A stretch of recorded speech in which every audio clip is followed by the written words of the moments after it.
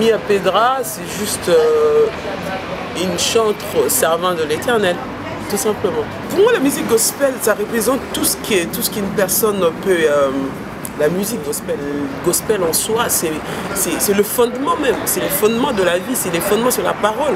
La Bible dit qu'au commencement était la parole était avec Dieu, donc c'est la parole, elle représente tout. Le gospel qui veut tout simplement dire l'évangile, qui veut tout simplement dire que c'est l'évangile en anglais, gospel music. Depuis ma prime jeunesse, j'ai commencé à chanter pour le Seigneur. Je revenais de l'école, parce qu'à l'époque j'étais en 6e primaire, et je revenais de l'école, un inconnu m'a donné une tracte, comme quoi il y avait une campagne d'évangélisation. Vous imaginez bien qu'à l'époque j'étais encore mineure. Alors j'avais désobéi cette fois-ci-là à mes parents pour me rendre à cette campagne d'évangélisation où j'avais reçu le Seigneur Jésus-Christ en tant que Seigneur et Sauveur, en sachant aussi tout simplement que ma famille, depuis des générations en génération, depuis le temps jadis, c'était une famille musulmane. Donc j'étais la seule personne, la première de toute ma famille depuis des décennies qui avait reçu Jésus-Christ en tant que Seigneur et Sauveur. Mon parcours musical, j'étais chez pasteur Sonic Afuta, où j'ai été enseigné par la parole de Dieu. Bien sûr, après le voyage, je suis maintenant à l'église CRC Centre de Réveil Chrétien, dont le père spirituel est le pasteur David Goma.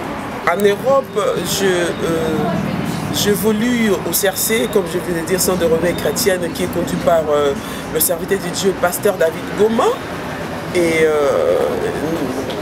le CRC organise des festivals de gospel à chaque année avec de grandes pointures du gospel américain, pas seulement américaine, mais un peu partout. Donc j'ai y à chanter par la grâce de Dieu avec le pasteur Marcel Bougou, Donny Mark Lecky.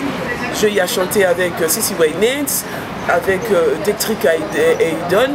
Et je chantais aussi avec beaucoup plus des hommes de Dieu, en tout cas américains, dans de grandes salles, Théâtre de Châtelet, Olympia, Zénith de Paris, et ben voilà, en tant que choriste bien sûr. Et vraiment c'est une grâce. Dieu m'a conduit jusqu'à dans cet ensemble-là, franchement. Et c'est là où je me suis épanouie en tant qu'artiste. Voilà. Et j'évolue dans l'église en tant que choriste de Total Praise, qui est une chorale qui est constituée de 150 choristes ou des 100 choristes. Voilà, dans mon petit parcours, j'ai seulement réalisé par la grâce de Dieu un album qui constitue 12 titres qui s'appelle Adorer dans l'Alliance, en ligne en ce moment sur iTunes, dans tous les points de téléchargement légal. Il y a seulement 2 clips qui passent souvent chez RTGA avec mon frère Tony Coco. Dans le mois de la femme, nous avons juste voulu dire merci à Dieu parce que c'est vraiment une grâce d'être une femme. Alors qu'est-ce qu'une femme représente pour moi? Pour moi, une femme, la femme c'est le socle de la vie. Elle représente l'aide de l'homme. La femme, elle représente la gloire de l'homme. La femme, elle représente la sécurité, la continuité de l'humanité. C'est à travers de la femme que la terre s'est peuplée.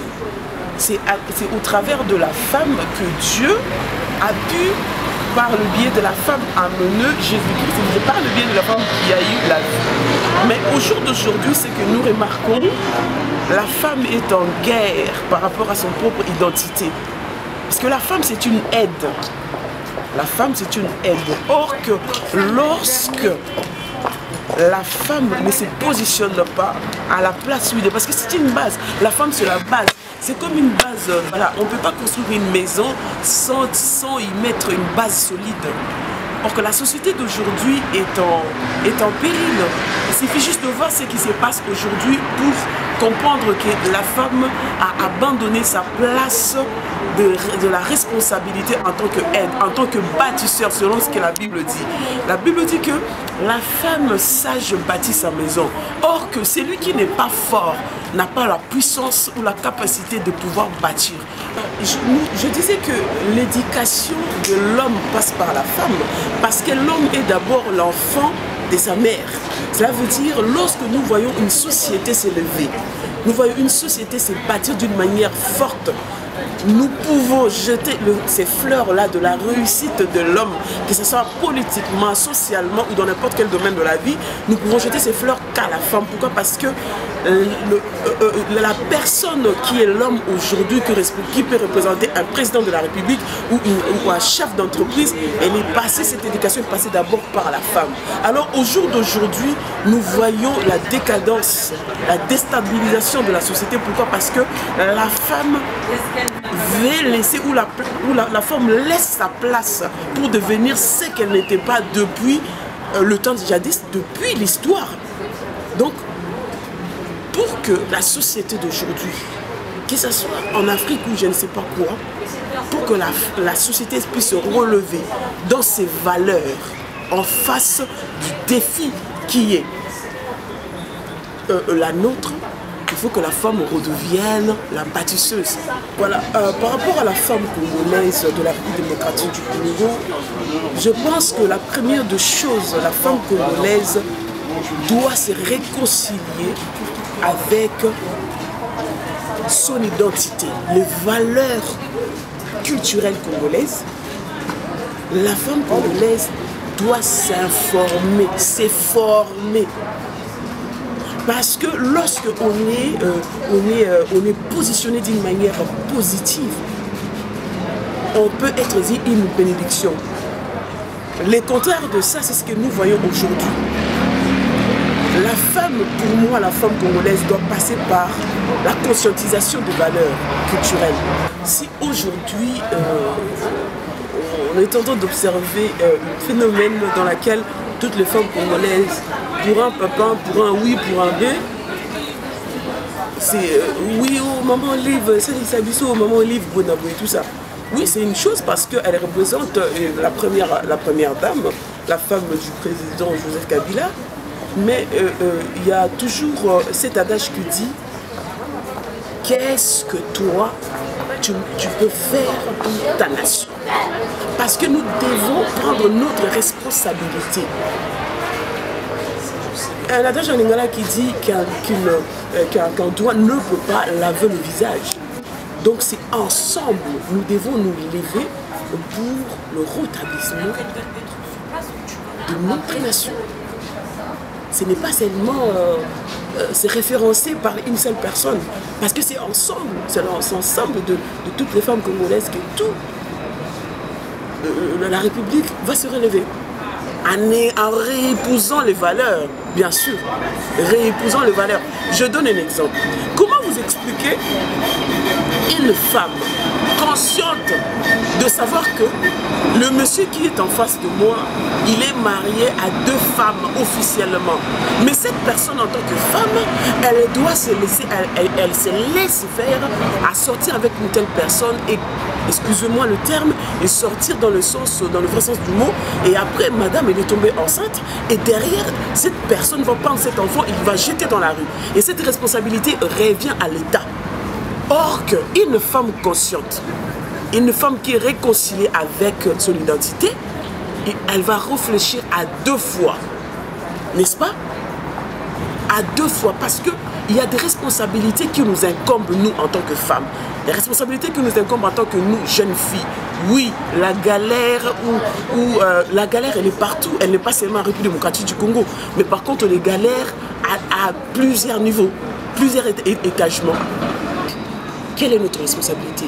Ce n'est pas un président de la République démocratique du Congo, ou ce n'est pas Olivier Lembe Kabila, ou ce n'est pas, même si on changeait un président de la République, de venir dire à une femme que lorsque tu as fini de préparer ton foufou, ne prends pas de l'eau sale pour le jeter dans la rue. Ça, c'est une responsabilité en tant que femme.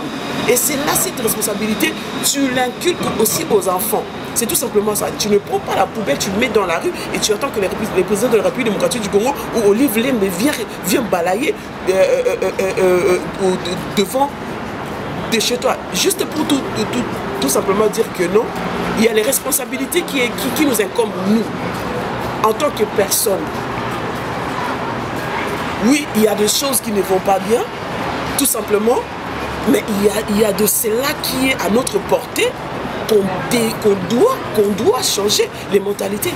On vient te donner de l'argent pour, par exemple, aller mettre du poison. Ça, c'est aussi la République qui viendra te dire que, ou un chef du gouvernement qui viendra te dire que ne faut pas. Cela veut dire qu'il faut se réconcilier avec notre identité. Il faut se réconcilier avec l'esprit patriotisme. Et c'est quoi déjà être patriote? C'est à tout prix faire tout ce qui est à notre pouvoir, au bénéfice de tout le monde, pour la République, c'est ça. Pour finir, je vais encourager la femme à travers le monde.